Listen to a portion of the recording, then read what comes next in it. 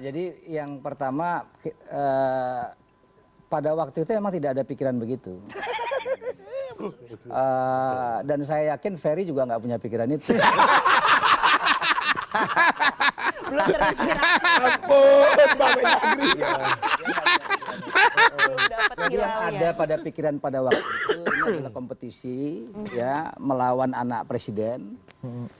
Dan kita tidak membayangkan bagaimana pengerahan state aparatus sebegitu masifnya.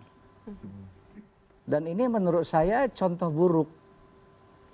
Nanti kalau ini tidak kita kasih atensi, besok katakanlah kita bikin simulasi ya. Pemilu ini tuntutan itu ditolak dan Pak Prabowo Gibran resmi menjadi presiden besok. Dan dia bisa melakukan hal yang sama. Bergantian terus menerus. Jadi intinya adalah kita semua punya hak berkompetisi pada level yang setara. Jadi kalau ditanya misalnya, ditanya pada waktu itu, ada nggak rumus 03, 01 menang melawan Prabowo Gibran? Nggak ada rumusnya. Bagaimana mungkin ada rumusnya? Orang menggunakan anggaran pribadi-pribadi, mereka menggunakan anggaran negara. Serius sekali nih. Loh iya dong. Bansos itu penggunaan anggaran negara. Coba bayangkan, tiba-tiba beberapa hari yang lalu, saya lupa tanggalnya, Mendagri memberikan atensi terhadap pernyataan KPK bahwa menjelang pilkada 2 bulan atau 3 bulan sebelum pilkada tidak ada bansos. Kenapa untuk yang paling bawah dikasih atensi? Kenapa untuk yang lebih penting tidak ada atensi? Jadi sebenarnya apa yang disampaikan KPK, apa yang disampaikan Mendagri itu melihat bahwa potensi pengerahan anggaran negara, baik di pusat maupun di daerah, untuk menguntungkan pasangan calon tertentu. Di situ problemnya tuh di situ. Nah kita nggak membayangkan, Anda bisa bayangkan menteri-menteri. Coba lihat undang-undang itu. Dia boleh kampanye, boleh presiden boleh kampanye, dia mundur cuti macam-macam gitu segala macam. Kita nggak tahu kapan presiden itu cuti, kapan menteri itu cuti. Setiap hela nafasnya ada fasilitas negara di situ. Kita nggak tahu itu. Oke, Mendagri, saya mau ke Mr. Q dulu. Kita melihatnya tadi. Ini jadi korelatif betul tuh. Bansos konversinya 100% ke elektoral. Menang karena bansos. Iya, Satu lagi, Mr. Q ngomong gini karena nggak kena aja. Kita ini kena, kata Bang Ucok tadi kan. Nggak terdampak. Ya nggak terdampak, jadi ya nggak ngerasain gitu. Iya, saya teruskan ya. Itu ternampak dari apa? Dari bentar ya, MQ saya misalnya kasih tambahan lagi. Itu nampak dari tudingan-tudingan terhadap tuntutan yang konstitusional ini, cengeng lah, macam-macam itu. Melawak lah. Menurut saya ini bukan negarawan ini yang bicara ini. Ini bukan ini politisi-politisi yang menurut saya itu kayak masih level-level Karang Taruna ini. Ya. Nggak ada apa namanya itu satu sisi ngomong persatuan macam-macam, tapi langkahnya membelah. Hati-hati senior, nanti Karang Taruna tersinggung itu. Kayaknya kita lebih tinggi. Tidak. Kita kan bisa lihat itu bagaimana level organisasi itu sampai di bawah.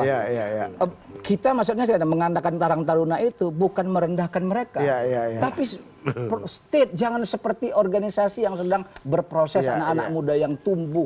Jangan seperti itu. Kalau anak-anak yang muda tumbuh itu ada salah, masih bisa dibagusin. Tapi ini state aparatus politisi besar. Nggak ada lagi yang sebenarnya yang perlu dibagusin. Mereka orang-orang yang sudah mapan, yang tahu mana yang pantas, mana yang tidak pantas, mana yang patut, mana yang tidak patut. Itu kira-kira gitu. Ya, pertama soal pernyataan beliau tadi ya, kita tidak membayangkan bahwa dinamikanya akan seperti ini. Jadi sebetulnya kan ini masalah bansos, masalah aparatur. Bukan masalah kualifikasi dari kandidat gitu loh.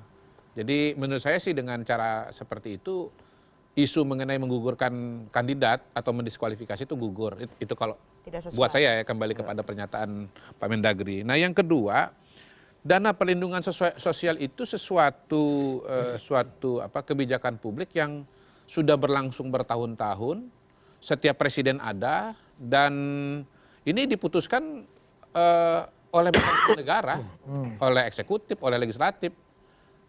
Misalnya begini, 496 triliun yang sering disebut-sebut sebagai sebuah mekanisme untuk mempengaruhi suara itu kan semua udah diketok palu sebagai APBN, ada di buku nota keuangan negara itu, ada itu semua. Dan harus dijelaskan juga bahwa pos-posnya itu sangat beragam dan paling besar itu adalah soal subsidi BBM, subsidi bensin kepada seluruh masyarakat Indonesia, dan itu berlangsung setiap hari sepanjang tahun gitu. 185 triliun, lalu kemudian subsidi listrik sekitar 97 triliun, lalu subsidi pendidikan, subsidi kesehatan, dan subsidi yang disebut sebagai bansos itu kan sebetulnya masuk Kementerian Sosial. Jadi wilayahnya ada di Kementerian Sosial. Itu yang pertama. Yang kedua, mungkin di sini ada perdebatan nanti ya mengenai efek dari bansos. Yang saya baca misalnya dari survei dari risetnya Indikator Politik Indonesia, sebetulnya yang terima bansos dan tidak terima bansos itu pola pilihannya masih sama. Tetap menang 02 dan angkanya nggak beda-beda jauh gitu. Nah, menurut saya sih kalau masyarakat Indonesia karena melihatnya sebagai dana perlindungan sosial, itu ya sudah taken for granted, haknya dia gitu loh. Dan karena itu kemudian dia memilih itu karena variabel-variabel yang lain. Nah, cara lain untuk membuktikan atau justru mengcounter soal bansos, lalu kemudian pengaruh TNI Polri, kemudian kepala desa, itu kita lihat saja pola pilihan masyarakat Indonesia yang tinggal di luar negeri.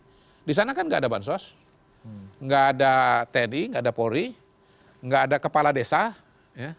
Nyatanya di sana 02 tetap menang dan bahkan angkanya lebih tinggi lagi, 63,7%. Jadi Meskipun yang percaya di luar negeri. Oh iya, jadi Di Amerika sebetulnya tapi kalah. soal Di Amerika yang tidak memilih 02 tuh 50%. Bapak, kita bicara tentang pengaruh dari bansos, TNI Iya, Polri, bukan iya. dari Amerika. Di Amerika, atau di Australia itu 0. Kita harus melihatnya bahwa itu berada di luar negeri, tidak dijangkau oleh yang disebut sebagai bansos TNI Polri gitu, ya. Gitu Pak Ikrar kalau menurut saya. Jadi kita bisa melihat mereka yang tinggal di luar negeri itu ternyata nggak ada yang namanya bansos dan yang lain itu tetap menang. Jadi isu bansos itu kalau menurut saya adalah mitologi atau mitologisasi yang dibangun untuk mengkonstruksi bahwa kemenangan 502 ini adalah karena bansos atau variabel-variabel lain itu. Sebetulnya kalau kita lihat pola pilihan masyarakat Indonesia di luar negeri, menurut saya itu tidak terbukti. Gitu. Ya. Silakan Pak Menteri. Dan Saya ditambah ini lagi. sedikit ya soal luar negeri ini. Kita tahu ini di luar negeri ini pemilunya seperti apa, kita paham itu. Buat praktisi-praktisi politik paham itu. Gimana Dan kasih? banyak juga orang-orang kasih kita yang overview dulu, tidak jadi anggota DPR, kemudian disuntik dari suara luar negeri, jadi ada. Kita bisa lihat tuh, saya nggak usah bicarakan itu, banyak mafianya juga. Kalau jadi cerita itu ya, maaf ya Pak MQ ya. Jadi kalau untuk melihat tadi, saya tidak mau bandingkan masalah bansos. Ini di mantan sini. duta besar loh. Bisa punya Apalagi ini negara-negara tetangga kita itu, dan terjadi kan di Malaysia kemarin tuh PSU paling banyak dan paling brutal kepanitiaan di sana itu banyak kisahnya. Jadi yang kita mau ambil itu adalah maksudnya meluruskan soal bansos tadi itu. Survei misalnya, kalau kita membandingkan lagi sama survei Kompas itu 69% orang yang menerima bansos itu memilih 02. Itu hal-hal yang faktual lah, orang tahu itu. Meskipun yang tidak memilih bansos, yang tidak mendapatkan bansos kata Tetap Mr. Q 02 juga. Loh iya, itu masa begini, kita kan ingin mengatakan gini, kalau misalnya Pak Presiden atau Pak Wapres mau, ini saya ya misalnya mau ngambil suara 100.000 misalnya, Anda harus kirim logistiknya 300.000. Pasti ada yang errornya itu. Bahkan errornya itu bisa 2/3 error itu. Jadi kalau nanti misalnya mau nyalek, ya kan, mau dapat suara 100.000, maka itu bayar bansosnya itu harus 300.000. Oh, ini money politik one-on-one nih dari Bang Uco ya. Loh, enggak. Ini umum ini. Ini umum, ini nggak usah. Pak Wapres, Bang ini kan Ucok tidak nyalek. Oh, tidak nyalek. Nggak solid juga ini. loh, Ya. ini yang saya mau katakan itu, ini solid. Anda kalau misalnya Pak Wapres nanti udah kepingin mau coba maju ya sebagai caleg, itu akan mendapatkan realitas itu. Nah. Ya, akan mendapatkan realitas itu. Ya memang Ya menurut saya itu kalau nggak bisa dilihat pakai mata biasa itu. Oke. Tapi mata orang-orang yang ada dalam ruangan itu kita paham itu main-main seperti itu, main seperti itu. Nah, Jangan Pak Wapres ketawa-ketawa sekarang, nanti Pak Wapres nangis kan kalau udah coba ya Bang ya. makanya kan sudah banyak teman-teman kita dari media-media coba. Ya kan sudah banyak lah teman-teman kita Ini yang Pak bicara Wapres. di media, pengamat, Kadang-kadang kemudian saya lihat- jurnalis, kawan-kawan kita di negeri sebelah itu. Saya lihat Begitu Pak- masuk ke ruangan itu, baru dia Selesai. lihat kenyataan itu. baru diskursus itu. Iya. Kan, udahlah kita Gak ini konkret abang ini katanya. kita ini paham, kita ini ngerti. Persoalannya adalah yang kita paham dan yang kita mengerti ini itu ada rule-nya, apa hukum tata negaranya, pembuktian. Oke. Nah di situ nanti kita berjuang.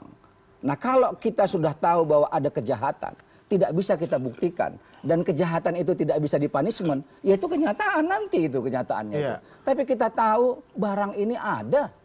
Kita boleh mau bicara angka-angka misalnya yang lain-lain, tapi barang ini ada. Nyata yang dikatakan tadi itu cuma narasi itu. Pelibatan state aparatus nyata. Masa ada sih Pak Terang-terangan. Menaker kita Bagaimana? ada masa ada Ya, tapi nggak bisa dibuktikan. termasuk beliau ini. Iya, Coba tanya Pak beliau coba tanya beliau. Nah, saya bicara jujur betul. Pak Menteri, Betul. saya mau tanya. Betul Bang Nenggal. Pak Menteri kampanye Ya. menggunakan Prabowo Gibran, Ya. cuti nggak? Cuti? Cuti. Cuti. Diumumkan. Saya bikin surat dan diumumkan di media kalau saya ya. Tidak Ada. Coba Ada Bang. Nanti tunjukkan nama saya link Surat beritanya. cutinya ada. Nah, Surat cutinya Bang. Kalau saya harusnya ditunjukkan sehingga kita tahu kapan dia menjadi pejabat negara, kapan dia kampanye pada urusan yang nah, Sabtu Minggu harus cuti nggak? Sabtu Minggu tidak. Oh tidak. Nggak perlu surat. Waktu kerja cuti. Saya waktu kampanye saya ke luar negeri tanggal 19 Januari 2024 sampai dengan 21 Januari. Kebetulan 19 itu hari kalau tidak salah hari Sabtu. Ya. Tanggal 21 itu hari Senin. Saya ambil cuti Senin. Saya kirim surat ke Presiden melalui Mensesnek. Dan saya berangkat ke Taiwan, Hong Kong tidak pakai fasilitas negara. Dana pribadi. dan itu bisa kita bilang itu narasi juga kan buktinya nggak ada. Oh, ada buktinya Bang. Nah, coba Gampang kalau dong Bang. Di forum ini pasti nggak bisa dibuktikan. Bukan Bang. Karena itu Kalau menjadi narasi kan. Begini, ini bukan narasi. Memang belum bisa dibuktikan. Tapi bukti untuk suratnya ada. Kemudian Tiketnya. struk tiketnya ada. Manifestnya abang boleh cek, ya kan? Gampang itu. Yang saya mau kembali, nggak? Ya, so- Tiket. Jangan lupa, jangan lupa. Terlalu teknis. Bang, saya kembalikan lagi Pak Hafal Wapres. OBMK dia udah. Pak, saya kembali lagi. Tadi Bang Mendagri mengatakan, Bang Ucok mengatakan, oh, Ferry baru terpikir. Bukan. Saya sudah terpikir lama. Ketika MK memutuskan Ada pelanggaran. Gibran itu Boleh. maju dengan keputusan 90, nomor 90, kan sudah mulai rame itu. Iya. Nah, partai politik Bang, setahu saya mereka tidak boleh lagi mencabut karena akan pidana itu sebelum mendaftar ke KPU. Kalau sudah mendaftar ke KPU, partai politik yang menarik diri itu pidana. Pidana pemilu. Jadi ada Kalau celah. sudah daftar ya? Sudah daftar. Ada celah waktu itu mungkin PDIP, P3, Hanura, Nasdem, PKB itu punya peluang untuk tidak mendaftar Mendaftar. dulu. Karena MK Jadi ini opsi lain selain misalnya ngajuin ke petun gitu ya. Betul. Ini tidak berhak, ini tidak itu qualified. paling simpel Bang. Iya, iya, iya. Sehingga pemilu tidak bisa terlaksana. Tapi itu tadi mereka udahlah anak piyik ini Samsul ini Oh iya iya iya ini kita lawan. Iya iya iya. Apa namanya anak haram konstitusi. Anak haram Ah, konstitusi kalah nih. kalah ini. Ya, dikasih Pak Prof Mahfud pasti kalah. Pasti kalah. Iya, iya. Nggak taunya berbeda. Akhirnya menimbulkan kegaduhan politik kisru. Kasihan rakyat ini Bang Ucok. Nah, supaya Oke, nggak tahan ada- dulu kasih rasa kasihan Iya. Pak Menteri. Kita break dulu. Seru juga kalau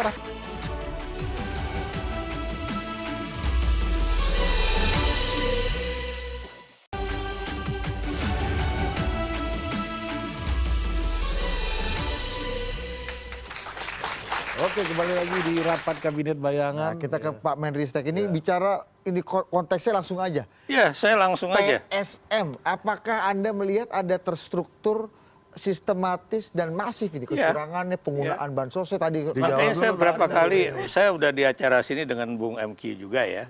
Saya katakan satu ya, kalau nggak ada anak presiden itu ikut, itu nggak akan pemilu seperti sekarang. Ya. Kenapa demikian ya? Saya beri contoh misalnya persoalan misalnya bagaimana pejabat-pejabat kepala daerah ya, khususnya gubernur ya, itu sangat berperan di dalam menentukan gerakan-gerakan politik ya. Walaupun tadinya awalnya memang ke Ganjar karena waktu itu kan Jokowi memang masih belum pasti apakah akan ke Prabowo atau tetap berada di PDIP gitu kan. Tapi kita tahu gerakan itu akhirnya ke Prabowo gitu kan. Terus bagaimana misalnya Jokowi itu juga mengatur apa istilahnya itu agar dia bisa menguasai nih pelaksana tugas gubernur ya. Ya termasuk Anda lihat Gubernur Aceh ya akhirnya dipecat begitu tahu bahwa dia kalah. Artinya Aceh dikalahkan oleh paslon nomor 1 ya. Itu kan paslon nomor 1 kan bisa menguasai 2 daerah tuh, Sumatera Barat dan Aceh. Terlepas dari persoalan ada juga dalam antara PLT Gubernur Aceh dengan DPR gitu kan. DPRD ya, DPR Aceh maksudnya. Itu tapi itu kan kasus yang beda juga ya. Tapi yang jelas Aceh kalah. Kemudian Anda lihat ya bagaimana Bu Risma hari ini ya dalam pertemuan dengan parlemen beliau mengatakan ya uang yang saya pegang itu cuma 70-an triliun rupiah. Itu ya. pun gede juga, Prof. Itu gede ya. Tapi juga yang kemudian yang di luar itu masih banyak ya. Dan kemudian Bu Sri Mulyani mengatakan ya yang jelas ada uang APBN ya saya tahulah. Makanya jangan kaget kalau paslon nomor 1 mengajukan supaya minimal 2 menteri itu bisa menjadi saksi di dalam sidang di MK. Persoalannya ya, ini sidang di MK itu bukan pengadilan biasa. Maksud saya, kalau pengadilan biasa, kalau kemudian pengadilan meminta, misalnya presiden dan wakil presiden itu harus menjadi saksi, kalau Anda tidak bersedia, itu Anda kena kasus yang namanya contempt of court. Anda menghina pengadilan, Anda bisa masuk penjara. Tapi di dalam pengadilan MK itu kalau nggak salah, MK itu tidak memiliki kekuasaan sebagai pengadilan biasa. Itu paksa nggak bisa ya? Nggak bisa menyerahkan itu kepada mereka-mereka yang mengajukan persoalan Prof, itu. Izin Prof, tadi kan kalau pakai logikanya Bang Ucok Mendagri, bahwa duit bansos yang sekian ratus triliun itu terkonversi dan menjadi suara dan memenangkan Prabowo Gibran. Iya, saya misalnya tadi punya 70T. 70T itu kan juga angka yang tidak kecil untuk bisa mengkonversi itu yang kepada makanya suara ini. saya berapa kali mengatakan, kalaupun misalnya paslon nomor 1, paslon nomor 3 itu punya 10T aja biaya untuk kampanye, itu nothing dibandingkan anggaran negara yang ada di tangan misalnya mereka yang menyebarkan bansos itu ya. Apalagi kalimat yang tadi udah dikatakan oleh Pak Menteri tadi ya, mengatakan bahwa ini jangan lupa ya, ini dari Presiden. Terima kasih Mas apa pada Presiden kan. Dan terus terang ya, ini ketua partai beliau nih menyatakan ya, ini kan ya, karena rakyat udah memilih kelanjutan dari pemerintahan Jokowi, jadi kalau kemudian saya sekarang pemerintahan yang akan datang mengenakan pajak 12%, ya kenapa dulu milih Prabowo Gibran kan? Ini pernyataan Erlangga Hartarto loh, bukan pernyataan saya, itu terkonfirmasi. Dalam perspektif Anda sebelum dikalkulasi oleh kalkulator tadi yang dikonfirmasi oleh Pak Menaker tadi, kalkulatornya MK ini ya, Prof. Ini udah masuk ke dalam ranah TSM yang membuat pemilu kalau ini. TNI Polri itu ini bukan cuma dari pada saat menjelang pemilu, sebelum kampanye pun Anda bisa lihat ketika Jokowi ke Bali bagaimana tentara dan polisi itu sibuk mencabuti ya baliho-baliho Ganjar Mahfud. Alasannya katanya karena ini kan presiden mau ke situ, nggak enak lah kalau ada gangguan-gangguan, dan itu bukan di daerah Jembrana aja, bukan di daerah apa namanya itu daerah tempat presiden akan apa namanya mengunjungi daerah itu, di sepanjang jalan dari Denpasar sampai ke daerah itu ya, itu dilakukan. Dan kemudian juga bagaimana penjamputan bendera juga di berbagai daerah ya, itu terjadi. Gitu. Nah saya sedikit mengomentari Bung MQ ya. Itu Anda lihat ya, kalau di luar negeri, kalau memang itu bebas dan pikirannya orang-orang itu udah dikatakan terbuka, itu beberapa negara Amerika Serikat, Australia, dan Eropa itu bukan 02 yang menang. Kalau di daerah Timur Tengah, saya bisa memaklumi karena biar bagaimanapun ada kaitan antara pendekatan agama di situ ya. Saya waktu jadi dubes di Tunisia, Anda tahu nggak berapa di Tunisia tuh angka perolehan antara Prabowo dengan Jokowi? Berapa? Itu sama, 63. Dan kenapa akhirnya sama? Karena kebetulan ada 2 jurnalis dari Trans 7 yang datang ke sana untuk melakukan coverage ya mengenai bagaimana puasa di Tunisia. Dan itu yang kemudian akhirnya dia memilih dan akhirnya angkanya sama. Dan saya sebagai dubes kan waktu itu dapat surat kan, semua kita duta-duta besar itu dapat surat agar tidak bermain politik selama pemilihan umum. Dan itu saya taat